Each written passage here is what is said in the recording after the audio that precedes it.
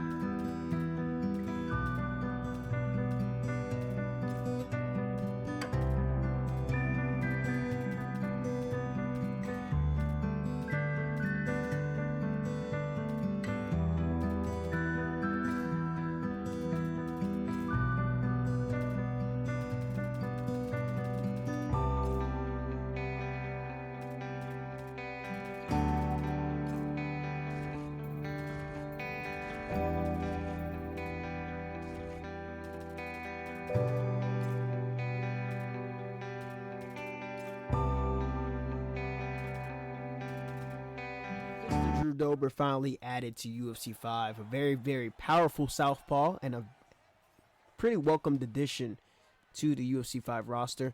You know, he's won a couple good fights. He's lost a couple fights that some people would have felt that if he won those, it would have been his moment to shine. Showcased some pretty good submission defense against Islam Makhachev before ultimately getting submitted. I believe it was in the mount position he ended up getting submitted. But Drew Dober, he's been a mainstay at the lightweight division with a really nasty body cross.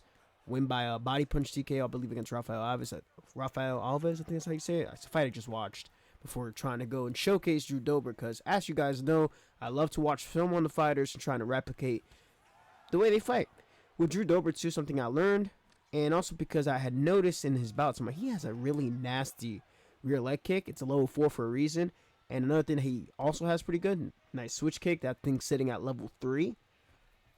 And another thing, too, he loves to throw that spinning heel kick when his opponent is by the fence. So we'll look for those type of opportunities. My goal right now with Drew Dober is just trying to get vicious KOs. I'm not trying to submit nobody. I'm not trying to go to decision. I'm trying to knock people the fuck out. So with Drew Dober, his idol feels pretty smooth. I'd say the only thing that's kind of iffy about him is his health stats, because, he has been finished before. But he does have the Carve of Wood perk, something that Gaethje also has, where when it comes down to having lower head health than his opponent, he starts to get a +3 to that stat, or it could be lower body health, lower leg health. So it helps out with his durability. A prime example of that would probably be his fight against Bobby Green. That was the one where I was watching him. Man, he's getting cooked this first round. The accuracy from Bobby Green was absurd. But Drew Dober was able to find the mark. And, oh, for fuck's sake. Try to input a front kick. Ooh. No dice there. Let's go tee up to the body. Try to go body front kick. Alright. Ooh. Tries to go for the head kick again. He's trying to leave me like Dustin. But Drew Dober, if there's anything that he's always in, he's always going to be an exciting fight. And he's a welcome addition. Something, though, that I would love for EA to kind of go away from is the star system. Because not every single 4-star fighter plays the same. I like Drew Dober right now, based on how I was feeling right now working with him. I think he's a quality 4-star. He doesn't have a lot of submissions on the ground if you really need to go there, but his hands and feet carry good power. The rear hook is a nasty weapon of his, especially the one to the body, and especially his southpaw cross. So I like to suggest really leading with his rear hand if possible, if it's there.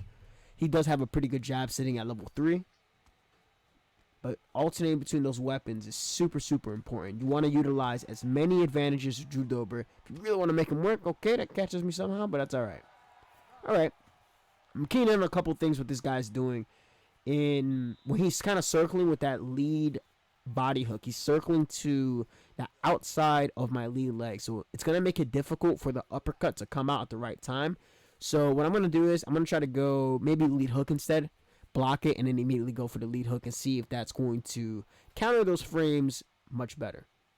Plus, I really want to knock him out. Yeah, we had 11 fighters at it. Alonzo Menafield and Casey O'Neill. There we go. Just sit right here. Let's tap, tap, tap. No intentions of grappling. Do not want to grapple. Nope. All right, there's our counter. What are the chances that he keeps doing the same thing over and over again? We will see. We will see. Okay, intercept. There we go. Watch the damage. You see the damage right now? I'm landing as his short-term head elf is recovering. So the more that I do that, the more it's going to take off in the long term. It's going to help us exponentially in these exchanges against Gaethje. There we go. Body hooks, body rock. There we go. But the fucking body damages.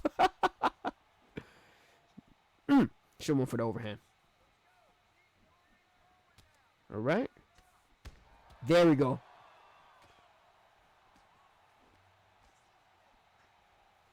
Yeah, this Dober's clean. Ooh, okay. We gotta be careful. Mama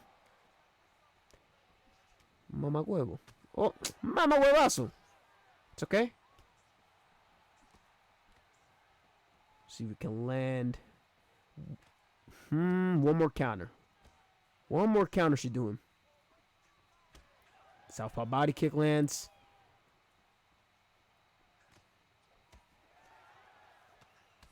Uppercut sneaks through. Bop him again. He just keeps pressing forward. He is not respecting the hands of Drew Dober. His stamina's already cooked, too, from all the body work. Another body kick. Overhand. Another overhand. Drew Dober special. Can we get him out? Okay, unable to do so. All right. We're going to attack back mount, but instead of attacking the submission, nope. We're going to see if we can finish him here. There we go. All right. We got a TKO. We got a nice little TKO finish. I would have preferred to get a flash KO, but that's why we keep on searching. That's why we keep on searching. Very good fight to kick off the showcase for sure. Mr. Max Holloway with the floor shorts. Who now everybody's going to be picking Max. Ever since he got that power buff and lightweight, he's going to be so annoying to deal with. His 1-2 is going to be a problem, so you got to be careful trying to pull against Max. We'll try to get maybe some duck hook counters. It's going to work here. Overhand lands. And the big thing with Max Holloway, so now that Max is now 4.5 star, really because of the power buff, including some health buffs too, it is very, very important for us, there we go, that we win those short, tight exchanges. All right, we don't want to stay in there for too long. There's a spinning heel kick we're trying to do. Oh, my lord. Brother. As long as we keep winning at the end of those damage exchanges and stay away from the speed of Max Holloway, we'll put ourselves in a really good position to land damage. He tries to slip once more. Overhead. Oh! That's the first time I've ever seen that happen in open space. Overhand landed. Uppercut smacks him on the way down. Holy shit. I threw that shit for extra insurance. You know we got some bills to pay. Alright. We're going to go search for another one. Makhachev. Let's see if we can get some revenge. I expect a lot of grappling. No touch of the gloves. What's word life? Okay. We know what to expect. We got to disregard Makhachev's. There we go. Perfect timing there. Land ourselves an overhand. We got to be really aggressive. If there's anything that I wish Drew Dober would have done was to be way more... Oh, come on. Would have been way more aggressive against Makhachev. Just kind of disregarding his grappling. There we go. Oh, my God.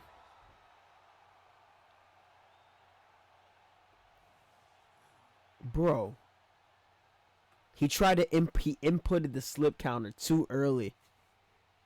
Oh my God, Drew Dober. Look. Tried to input it too fast, too quickly, didn't time it right. And his head off was way too low. Landed on that cut side. And we take out an Islam Makhachev in round 1 with Drew Dober. Yo, he is... God damn. This is going great. All right, another southpaw. In Dustin the Diamond Poirier. See, what makes Dustin pretty... I'd say special in the lightweight division is that he has a lot of options.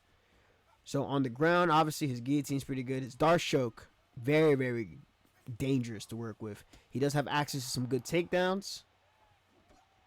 And his boxing is super, super clean. So if there's anything I got to be careful with right now, it's those fast exchanges with Dustin Poirier. Because he's faster than Drew. He has some good move levels to match with Drew. And he has better health stats. So we got to be super, super careful. This guy's playing it smart. I want to get some kicks going. Ooh, nice. But I'm terrified to like get countered by that nasty cross. Okay, nice. Just go for the body teep. If you guys know something, I figured out something about the body teep. If you stay just at the end of the range, it won't move you back. Like if you see the animation going and you just stay right there, right? You can force it to whiff, or if it lands on you, you're able to prevent it from really pushing you back. So I've been doing a good job figuring out that range. And Dustin's body teep is a really, really good level. If you guys watch his earlier fights, he was sending that shit on people like a Sparta kick. Is he smart? Oof. There we go. Back step counter. Nice. Nice. This guy's pressuring very, very intelligently.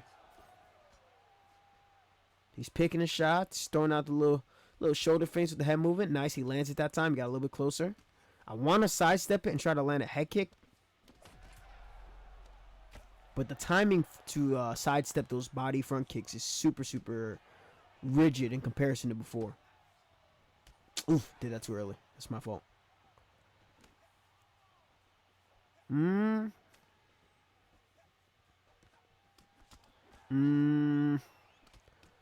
Okay, we gotta be careful here. Oh, did that too early? That's on me, that's on me.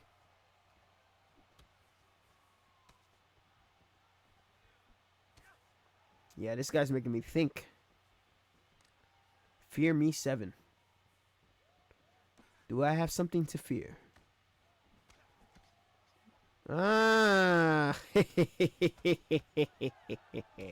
Okay, I'm gonna tell you guys what happened there. So in the previous patch, people, oh, got him, overhand, beautiful. Okay, we don't have to force anything. Hold on. I'm gonna say what I was about to say. He's gonna manage this round. We already got a pair of knockdowns. And a stun at the end is perfect. So, what people would do, because of the way the short-term stamina regen was like before, excuse me, they would go for like a 1-2 piece. The short-term stamina would recover really fast. And then they would go for a 4-piece to kind of shred through your block, right? Which is, strategy. But now, because the short-term regen is a little bit slower once it starts to get closer to full, you put yourself at risk to somebody planting and intercepting you. Remember, counters are not only stuff via head movement, they're also just simply intercepting when you input your strikes. Because of that, we put ourselves in a good lead. We still have to be careful, because Dustin still has power. And if we put ourselves in a situation, where vulnerability is going to be a factor, we'll be in danger. But I'm liking the way that Drew Dober is working right now in UFC 5. The body work is super clean with him. Especially because he has those high-level... Oh, for fuck's sake, high-level moves. There we go. See that? And then it starts to slow down the regen. Which leads to taking less damage off of our block. Intercept with the cross. Nice. Look, I'm not looking to grapple.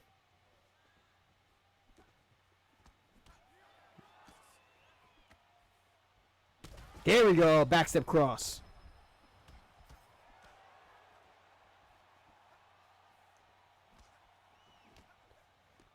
We're going to catch him. We're going to look to catch him in the middle. When he's moving his head, once he moves his head, we're going to wait for him to recenter. Once he recenters, that's going to be our window to attack. Ah, fuck. I should have went for the cross. There we go. I'm going to say this right now. I would, if you guys are planning on just striking. Oh, my Lord.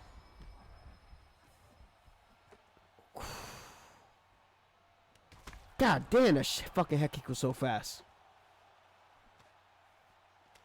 Woo. Oh, my Lord. Do not fumble. Do not fumble. Chill out. Nope.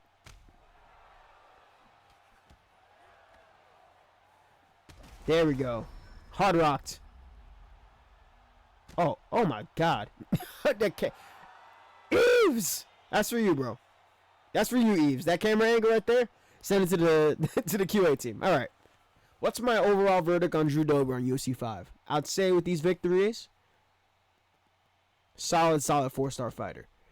He may not be a guy that's going to touch a title anytime soon, but he is an absolutely exciting fighter. He's powerful enough that you have to respect him in exchanges. Even if you're using somebody like Conor, Max, Dustin, you got to respect that power. Cardio and health can be an issue, and he doesn't have too much off of his back on the ground, but he's a fun fighter to use. So I will say this addition to the UFC 5 roster, well done. We're going to call it a showcase right here. So appreciate y'all, Mer 17. Much love. Take care, and we'll have more showcases this week.